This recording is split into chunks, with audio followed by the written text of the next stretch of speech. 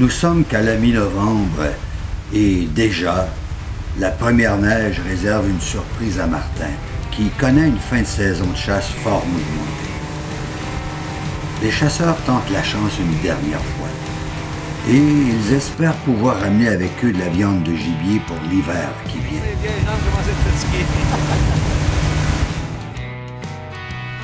En plus de préparer un voyage de chasse sur l'île d'Anticosti et de préparer la pourvoirie pour accueillir un visiteur bien spécial, Martin doit s'occuper aussi de préparer l'arrivée des chasseurs.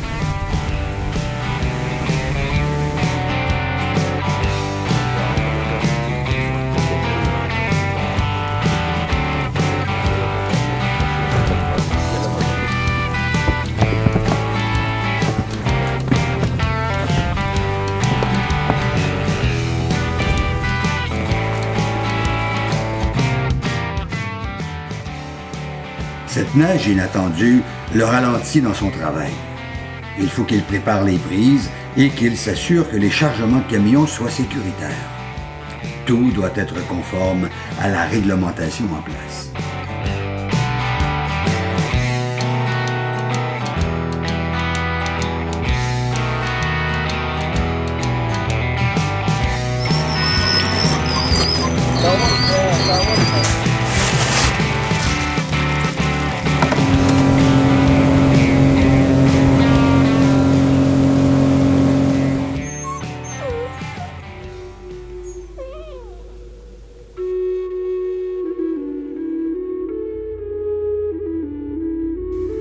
Dominic Rankin est un grand chef héréditaire algonquin et homme médecine.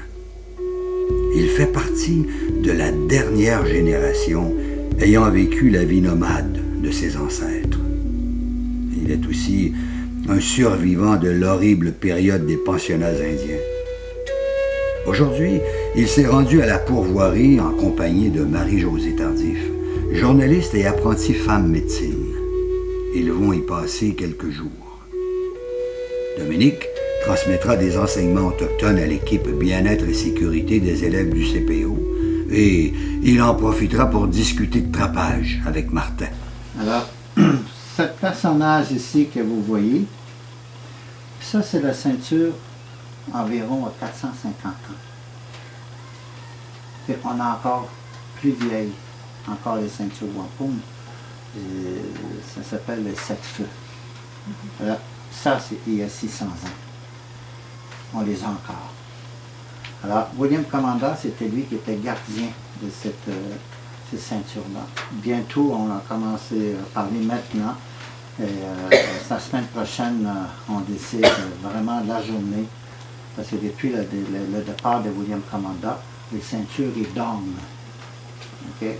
On laisse tomber la poussière. Et maintenant, c'est le moment de parler. Puis qui va porter la ceinture wampum? C'est une grosse responsabilité. Alors ça va se décider d'ici avant les fêtes, je pense avant Noël, là, parce qu'il faut qu'on les sorte de là. Alors ce savoir-là, c'est lui-ci que je vais vous parler. Okay? Quand ils ont décidé de rentrer dans l'évangélisation pour aller évangéliser les sauvages, il a fallu qu'ils brisent le cercle que vous voyez ici. Il faut qu'ils passent pour qu'ils brisent. Mais il ne l'a pas détruit. Il s'est refermé, puis lui, il a continué. C'est cet homme-là que je vais vous parler, qui est différent de vous ici. Je vais mettre mon doigt ici. Vous voyez, l'homme est complet.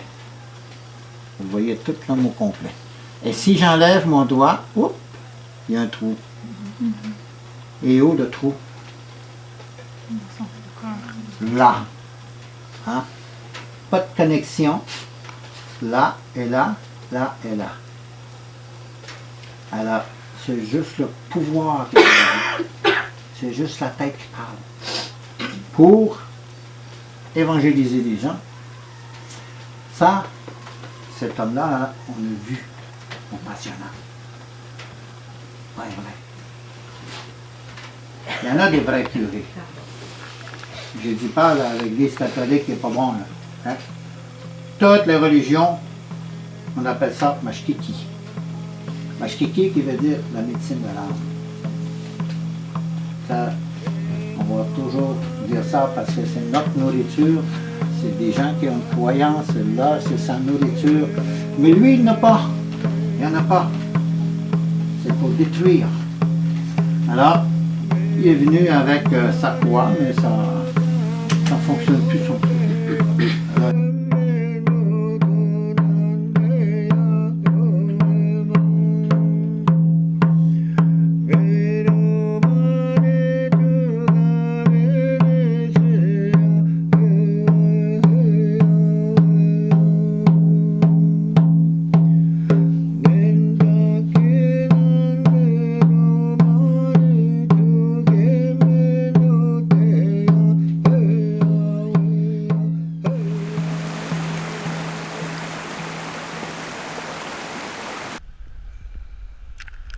Le froid saisissant forme déjà une couche de glace sur le lac.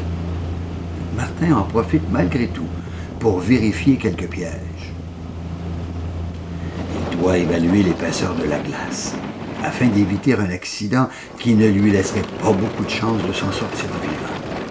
Jésus nous a dit, allez pêcher les hommes, moi je préfère. Allez pêcher les femmes. Jésus nous a dit, allez pêcher les hommes, ben moi je préfère. Allez pêcher les femmes.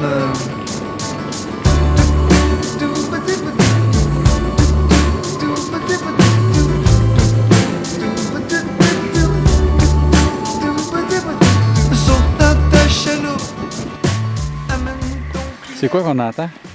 La glace pétée. Ma vague qui s'en va.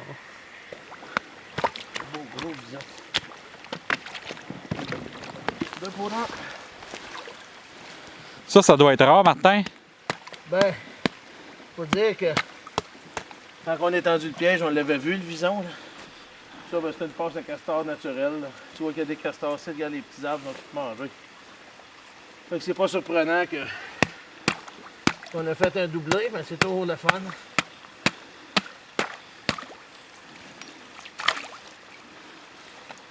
Là, il est gelé dans la glace. On voit qu'il sortait avec nos appâts de poisson. On va juste l'amener dans le shop, le faire dégeler. On va travailler nos appâts de truite, les restants de truite.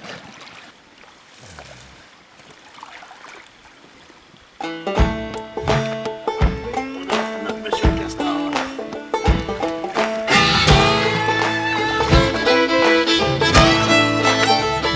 Faut jamais tirer sa glace. Parce qu'on va arracher les poils. Surtout si c'est sur le dos, c'est tous les grands poils qu'on peut garder. Là.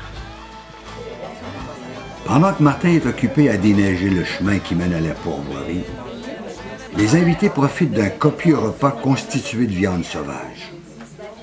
Ils profitent de la bonne chaleur du poêle à bois avant de retourner passer une partie de la nuit à l'extérieur, alors qu'ils devront entretenir le feu sacré.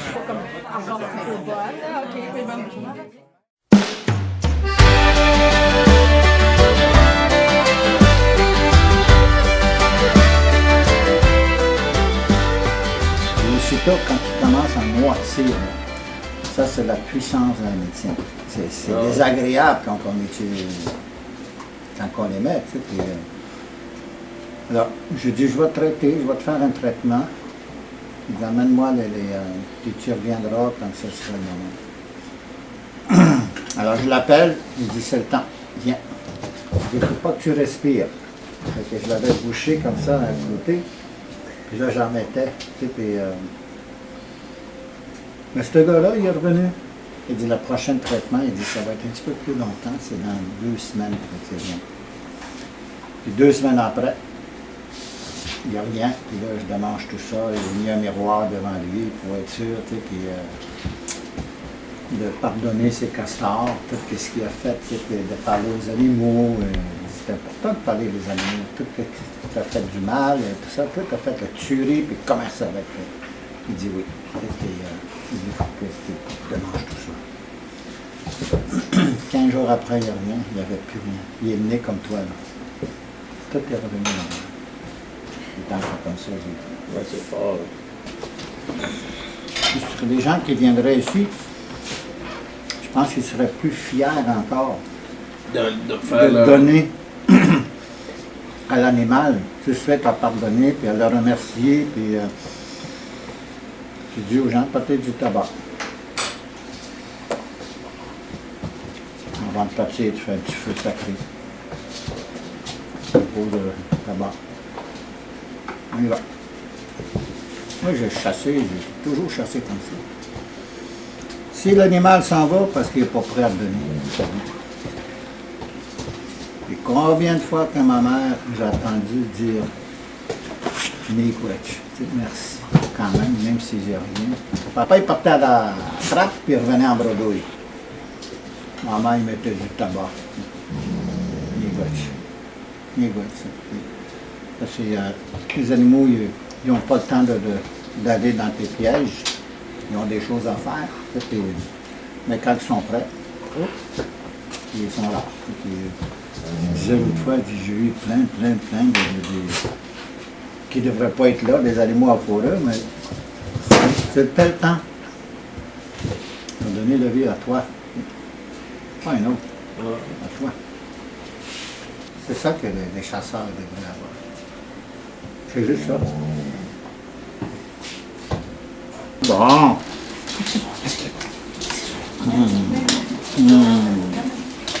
La provenance du nom de la Pauvoirie ou du lac de l'Indienne. Il y a beaucoup de gens qui nous disent pourquoi ça s'appelle lac de l'Indienne. Dans le début des temps, il y avait une bande d'Autochtones qui vivaient ici. On les appelait les têtes de boule. C'était des trappeurs, chasseurs, pêcheurs. Ils vivaient de mer-terre. Fait que, la raison pour laquelle c'était établi ici, c'est que tu as la rivière Picanoc qui roule nord-sud à l'est. Tu as la rivière Coulonge qui roule nord-sud à l'ouest. Ils s'étaient établis ici pour avoir une porte de sortie s'ils se faisaient attaquer par d'autres bandes d'Indiens. Fait que, ils pouvaient tout de suite prendre le canot, monter ou descendre. Si le monde arrivait du sud, il montait. Si le monde arrivait du nord, il descendait. La bande des têtes de boule laissait les femmes ici, au lac de l'Indienne. De là, le nom. Pour aller chasser à l'extérieur. Chasser et trapper, parce que là, on sait qu'ils se déplaçaient en canot. Ils ne pouvaient pas revenir tous les soirs manger à la maison. Donc, les autres, ils partaient. Ils faisaient des runs, si on veut, dans la forêt tout le tour. Mais des déplacements de canot ou à pied dans le bois, c'était pas vite comme aujourd'hui avec nos VTT. Donc, ils laissaient les femmes ici. Puis les femmes, il y avait une porte de sortie avec les deux rivières si jamais il fallait qu'ils se sauvent vite fait.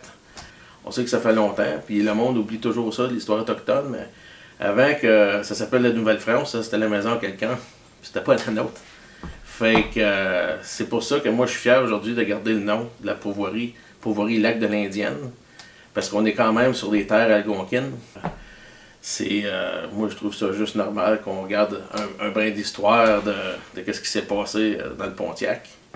Aussi un brin d'histoire qui entourait mon territoire de trappe. Je suis pas mal fier de ça, que bien avant longtemps que moi je fasse ça ici, il y avait quelqu'un qui le faisait, puis c'était des Autochtones. Martin et Jean-François se rendent à l'autre bout du lac. Question de vérifier quelques pièges. Ils en profitent pour s'arrêter sur une île qui, selon certains, aurait été un cimetière indien. Malgré ses recherches, historiquement parlant, Martin n'a pas pu encore valider cette information. Ben ça, c'est notre fameuse île dont l'histoire parle, que c'était ici qu'amenaient les Autochtones de la place, les têtes de boule, à leur donner repos. Fait que, il paraîtrait que c'était le cimetière autochtone de la place.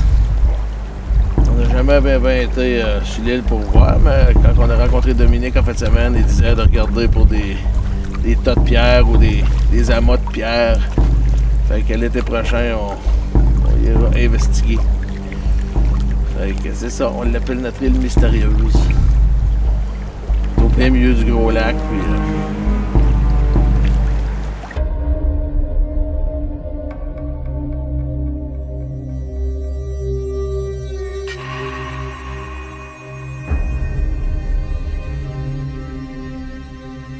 Durant l'hiver, Martin accueille des pêcheurs de truites au lac Norman. La pêche blanche est une activité bien appréciée par de nombreux clients. Le froid soudain complique la préparation de Martin.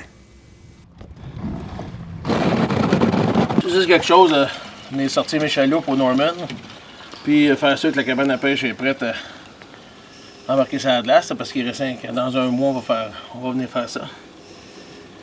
Mais je sors pas mes chaloupes tout de suite, parce que des fois ça peut arriver qu'on chasse le chevreuil, puis qu'un chevreuil qui vienne mourir du côté sud du lac. Ce serait moins compliqué de prendre des chaloupes pour venir le chercher, là, tu sais.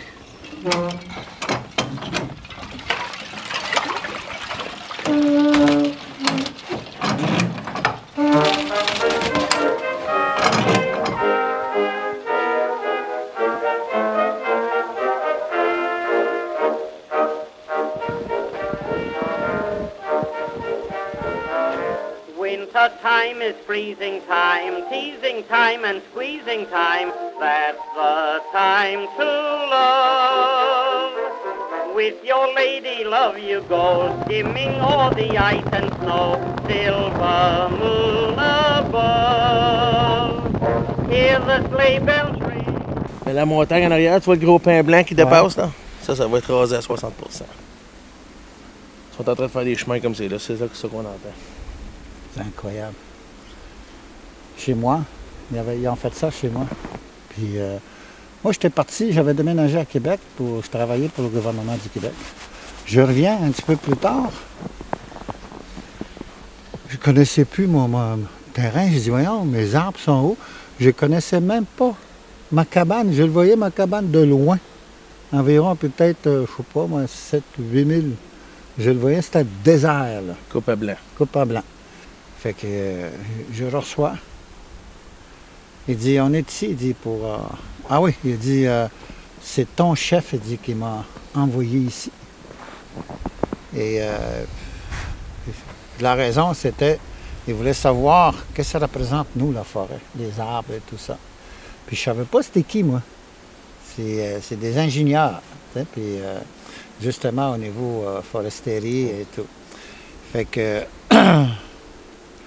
Je commence à parler les plantes médicinales et tout ce qu'on peut avoir, un arbre, qu'est-ce qu'il peut faire un arbre, on peut faire des raquettes, on peut faire des canaux, des casses, tout, on utilise tous les arbres. Fait que là, il voulait avoir plus loin. Je dis, c'est bien, il dit, moi j'ai un trail ici, je vais aller vous montrer quelque chose. Fait que là, j'arrive, on passe en travers dans ma forêt. Pas été long. Fait qu'on arrive, c'était tout coupé en blanc. Puis là, il regarde, il dit, ça fait pitié, hein? J'ai dit, oui, ça fait pitié. C'est pas juste ça. Il dit, ils m'ont fait mal beaucoup. Il dit, moi, mes arbres, c'est mes arbres. On est venu au monde pour protéger la terre maman. Puis, alors, tout ce que vous voyez là, il n'y a plus rien. Les enfants sont morts. Mes orignaux sont partis. Mes ours sont partis. Tous les animaux sont partis. Même les oiseaux. On n'entend plus. Ouais. C'est mort. Ils n'ont plus de place à nicher. Ouais. Dominique, dans votre philosophie autochtone, est-ce qu'il y a des formations qui pourraient se donner au niveau des trappeurs, chasseurs, pêcheurs? Ouais, c'est une question importante. Puis aussi, c'est un rêve aussi depuis longtemps parce que j'étais dans la chasse. Ah oui? Puis je voyais toutes la philosophie est différente. Et même j'ai donné des cours de maniement dans ma feu. Mes patrons ne me permettaient pas de parler au niveau de notre philosophie. On parlait de la loi, les règlements et tout ça. Aujourd'hui, je suis plus dedans. J'enseigne plusieurs d'autres choses. Puis ces questions-là, ça m'intéresse beaucoup parce que chez nous, on a une façon de parler avec les animaux. Parce que l'animal, il comprend. C'est comme un chien, un chat. Puis tout le monde, il s'associe avec les chiens pour, je sais pas, se vider le cœur. Ils vont parler à leur chien, pour le mal qu'ils ont, la souffrance qu'ils ont. Puis, on peut faire la même chose avec les animaux sauvages, parce que les animaux sauvages sont libres. Alors, moi, je le verrais à toutes les associations chasse et pêche ou des clubs comme ici. et d'avoir une journée ou 2 jours de formation. Comment on doit regarder l'animal? Et aussi, en même temps, qui suis-je? Est-ce que je suis un trappeur, un bon trappeur, ou un bon chasseur, ou un bon pêcheur? Alors, il y a un lien là-dedans qui est différent entre le non-autochtone et les autochtones. Quand un non-autochtone va à la pêche, parce qu'il y a un permis, mais nous, on n'a jamais eu de permis. Puis, c'est l'animal qui te donne la permission. Alors, la communication avec l'animal, avant de tirer l'animal, tu as le temps de le voir. Si tu es trop nerveux, c'est sûr que l'animal, il va être nerveux. Alors, il sent tout, l'animal. Tout, il sent tout. Si tu n'es pas bonne humeur, il ne restera pas là. Alors, d'aller avec beaucoup de respect. Chez nous, on dit kinawat. Kinawat, ça veut dire ensemble. Alors, des chasseurs et des trappeurs et des pêcheurs, l'ancien temps, les hommes, ils se réunissaient en l'entour du feu sacré. Puis là, ils faisaient juste une petite pensée, une petite prière à l'animal là, qui va donner sa vie pour lui. Est-ce qu'on va à la chasse pour le bien pour soi-même, pour la famille, ou bien parce que tu as un permis? Tu dois tuer un animal. Ça, c'est tuer. Alors, chez nous, ça n'existe pas tuer. On demande à un animal s'il peut donner sa vie. Alors, le dépôt des hommes, il y avait toujours un os, une partie du castor, la hanche. Tu sais, on dirait que c'est un opener. Là, alors, tous les hommes, ils ont ça dans leur poche. Alors, ils s'amusaient, des trappeurs surtout. Ils prenaient l'os, puis il y a comme un trou dedans où l'os rentre. Là. Oui. Alors, puis l'autre, il y a un trou. Il n'y a rien dedans. Ça, c'est le lac. Et les arbres alentours, mais c'est lui qui est important que tu dois viser. Tu dois viser ta cabane à castor, mais les gens, ils s'amusent, sont face à face. Okay. Là, puis tu chantes en même temps. Adigeo tatapian. Puis là, tu ne regardes pas, mais tu passes à côté, alors tu es éliminé. Alors, tu dois écouter, c'est lui qui a réussi parce qu'il est plus concentré. Okay. Alors, c'est tous ces trucs-là, c'est des jeux, en fin de compte. Un chasseur, il doit s'amuser avant d'aller chercher la nourriture. Papa, il partait des fois 2 semaines, 3 semaines, puis il revenait en bredouille. Il n'y avait rien. Et maman, on voyait le maman, son visage, en voulant dire à papa, pas grave, pas grave, on va manger pareil. J'en ai encore un petit peu. Là. Alors, il déposait du tabac dans la forêt, au pied d'un arbre, pour dire merci quand même. T'sais. Puis, pas de problème, j'ai mes enfants qui vont manger pareil. T'sais. Alors, la soupe, le lièvre, là, ça, j'en ai mangé, moi, parce que maman, même nous, on tendait des pièges, des collets à lièvre. C'était notre participation à nous. Si papa n'a pas tué le gibier, ou s'il n'y avait pas de castor, puis, ça arrive, ça. Mm-hmm. Ça arrive, ça. Mais encore aujourd'hui, ça arrive plus parce que c'est pollué, la pollution. Mm-hmm. Ici, je vois là, que c'est vierge. Oui. Il n'y a pas encore des grosses machineries qui sont arrivées, mais on les attend. Oui. Et ça va apparaître, ça. Malheureusement, ça va toucher l'environnement. Et quand l'environnement, quand la Terre souffre, les humains souffrent aussi. Alors moi, j'avais pensé ces trucs-là, donner la formation à tous les chasseurs, des trappeurs et des pêcheurs, de s'amuser et ne pas aller à la guerre. Et, les animaux, ils attendent, ils savent. Là, on a vécu avec les animaux. Et c'est moi à m'adopter la forêt et non pas les animaux s'adopter à moi. C'est moi à les adopter, c'est moi à les respecter. Alors le respect, que nous avons, parce qu'ils nous donnent la nourriture, ils nous donnent des mocassins, ils nous donnent des manteaux, des vêtements. En plus, ils nous nourrissent. Alors, il y a toutes sortes de formations. C'est un exemple comme il y a un beau lac ici, puis tu me dis qu'il n'y a pas de broche dorée, tu sais. Alors, ça peut être aussi pour les truites aussi. Les poissons sont tous pareils, les humains sont tous pareils. On parle des yeux. Des yeux. Tu sais, pour voir, il faut que tu aies des bons yeux. Si tu n'as pas bons yeux, c'est la faiblesse. Qu'est-ce que tu portes aujourd'hui? Tu as besoin des lunettes. Alors, nous, on va chercher ça chez les animaux. Alors, je vais prendre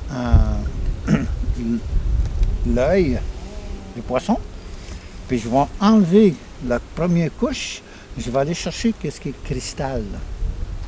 Alors, ça, c'est une loupe. Alors, puis prenez ça pour enlever quelque chose, pour voir. Alors, c'est toutes ces affaires-là que le Créateur a tout pensé. Alors, il faut être un peu dans la spiritualité pour respecter l'animal. Alors, je me dis toujours, quand j'ai une chance de rencontrer qui que ce soit, la question que je me pose tous les matins, qui suis-je, Jonathan? Je suis qui, moi? Est-ce que je suis un trappeur qui a envie d'aller chercher un gibier? Ou est-ce que je suis un chasseur pour aller voir le respect de l'animal? C'est parce qu'on a vécu dans la forêt. On a été élevé dans la forêt. Comme moi, quand j'étais jeune, j'avais toujours un petit ourson à la maison, dans la tente. Il dormait avec nous. T'sais. Alors, ces trucs-là, on devrait exister sans. C'est pas parce que l'animal n'a pas le droit de rentrer chez vous. Tu me parlais avec nous autres, on appelle spirit, les esprits. Ton raton laveur. Puis, que ce soit n'importe quel animal sauvage, il va rester toujours animal sauvage. Mais si tu le respectes, il va te respecter. Si tu ne le respectes pas, il va tout faire pour que tu t'en ailles. Alors, la liberté, c'est ça l'animal sauvage, c'est la liberté. Alors je dis toujours dans mes conférences, quand on souffre, les humains souffrent, ils restent dans leur souffrance. Je dis toujours aux gens, soyez donc un petit peu sauvages. Prends la place d'un animal que tu as envie dans tes rêves, tu as vu dans tes rêves, ou bien que tu voudrais être, je sais pas, un loup. Tous les animaux sauvages, c'est la liberté. Bon, ben Dominique, on va lancer l'appel au travers nos vidéos. Puis ça m'a fait plaisir de te rencontrer, toi et Marie-Jo. Miigwech. Miigwech. Au plaisir de te revoir. Ah ouais, ça me fait plaisir. Gros-père! Ouais, gros-père! Assis. J'allais trapper. Je disais à qui? À qui? Il dit, faut que tu sortes les castors. Fait qu'il est rentré dans le trou. J'avais mon dernier, j'avais même pas besoin de demander.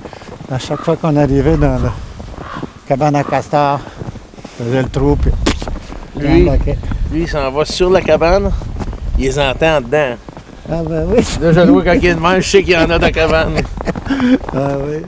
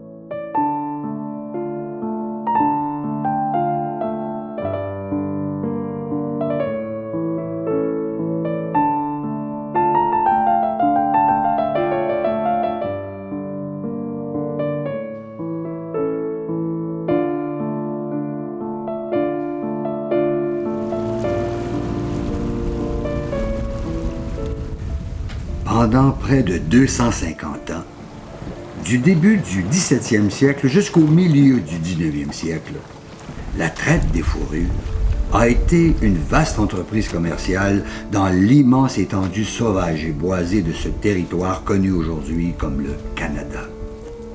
Soutenu principalement par le piégeage de castors, ce commerce ouvre les portes de l'exploration et d'établissement sur tout le continent. Il établit des liens sociaux, économiques et coloniaux entre les Européens et les Amérindiens et il joue un rôle déterminant dans la création même du Canada et de l'identité canadienne.